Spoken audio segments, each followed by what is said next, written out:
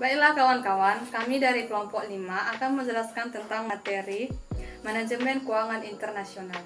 Manajemen keuangan internasional yaitu perencanaan, pengorganisasian, pengendalian keuangan perusahaan multinasional. Manajemen keuangan internasional meliputi aktivitas yang pertama, aliran finansial, yaitu arus masuk modal dan pinjaman. Yang kedua, aliran real, yaitu arus masuk barang dagangan barang seperti bahan baku, barang setengah jadi, dan barang jadi. Yang ketiga, aliran budaya, yaitu arus masuk ilmu pengetahuan, teknologi, dan pola pikir dan perilaku. Saya akan menjelaskan tentang isu-isu perdagangan internasional. Berbagai isu keuangan dalam perdagangan internasional antara lain mata uang yang digunakan untuk bertransaksi, kapan dan bagaimana untuk memeriksa kredit, bentuk-bentuk pembayaran yang digunakan, dan bagaimana mengatur pembayaran internasional. Berbagai metode pembayaran yang digunakan dalam transaksi internasional meliputi payment in advance, open account, documentary collection, letter of credit, credit card, and counter trade. Contohnya, produk tambang tidak menjadikan bahan atau konsentrat mineral menjadi komoditas unggulan ekspor. Dalam isu-isu perdagangan internasional ini terdapat letter of credit, yaitu surat yang ditandatangani oleh bank atas nama pembeli dan ditujukan kepada penjual. Baiklah, di sini saya akan melanjutkan materi mengenai identifikasi dan mengelola risiko nilai tukar. Sistem moneter internasional adalah struktur, instrumen, institusi, dan perjanjian yang menentukan kurs mata uang, termasuk juga penyesuaian aliran modal dan perdagangan internasional serta neraca internasional. Untuk perancang sistem ini adalah kaum kapitalis global untuk memudahkan pengembangan kapitalnya melalui International Monetary Fund. Lalu yang selanjutnya ada macam-macam sistem moneter internasional yang lazim digunakan. Yang pertama ada fixed exchange rate atau kurs tetap. Yang kedua, floating exchange rate atau juga kurs mengambang bebas.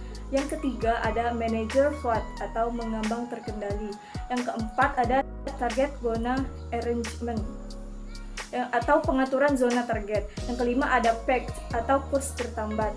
Yang keenam, crawling peg atau tertambat merangkak. Sedangkan yang ketujuh terakhir adalah pegs to a basket atau tertambat das keranjang mata uang. Baik, materi selanjutnya yaitu manajemen modal kerja. Manajemen modal kerja perusahaan multinasional prinsipnya tidak jauh berbeda dengan perusahaan domestik, di mana fungsi modal kerja yaitu yang pertama, mempercepat pengumpulan piutang dan memperlambat pembayaran jangka pendek. Yang kedua, mengalokasikan dana secara optimal. Dan yang ketiga, memperoleh profit maksimum untuk dana investasi kelebihan dana jangka pendek. Sumber-sumber investasi internasional. Baiklah, di sini saya akan melanjutkan penjelasan tentang sumber-sumber investasi internasional. Dalam sumber-sumber investasi internasional terbagi menjadi dua bagian investasi. Nah, apa aja sih dua bagian investasi ini? Oke kawan-kawan, mari kita simak penjelasannya. Pertama yaitu investasi portofolio. Investasi portofolio ini dilakukan melalui pasar modal dengan instrumen surat berharga. Nah, misal kalau ada pertanyaan seperti ini, contohnya kira-kira seperti apa ya? Nah, contohnya seperti saham dan obligasi. Yang kedua yaitu investasi langsung atau foreign direct investment atau FDI.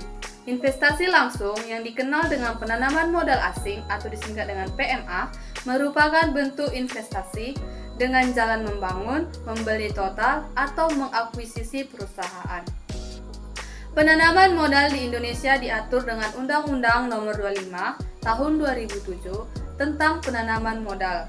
Dalam undang-undang ini, yang dimaksud dengan penanaman modal asing adalah kegiatan menanam modal untuk melakukan usaha di wilayah Republik Indonesia yang dilakukan oleh penanam modal asing, baik menggunakan modal asing sepenuhnya maupun yang berpatungan.